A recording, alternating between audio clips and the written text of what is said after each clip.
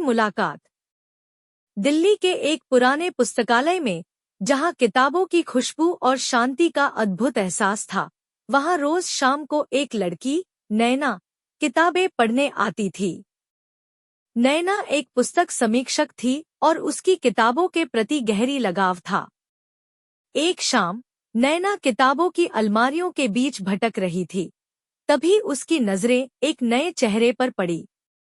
एक युवक, जिसका नाम आदित्य था, किताबों की खोज में था। आदित्य एक लेखक था और अपने नए उपन्यास के लिए शोध कर रहा था। अध्याय 2, किताबों का संयोग।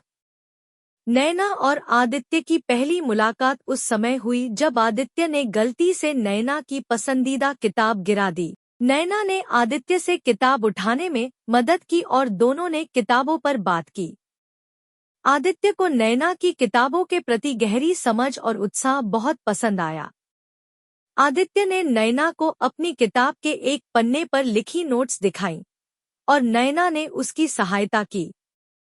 इसके बाद वे हर शाम एक दूसरे से मिलकर किताबों पर चर्चा करने लगे। अध्याय 3, मिलन की कहानी। नैना और आदित्य ने कई किताबों पर चर्चा की और साथ में कई पुस्तकालयों की यात्रा की।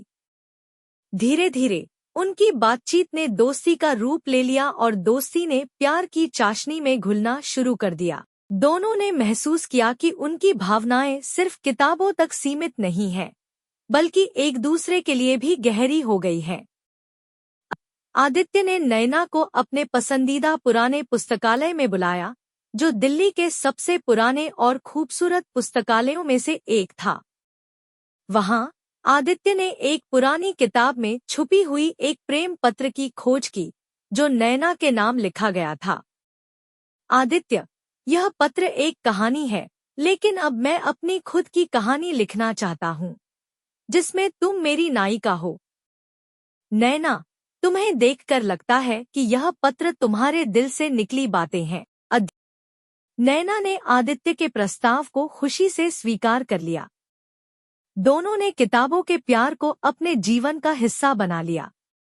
आदित्य की किताबें और नैना की समीक्षाएं अब एक नए अर्थ और प्रेम की कहानी से भरी हुई थी।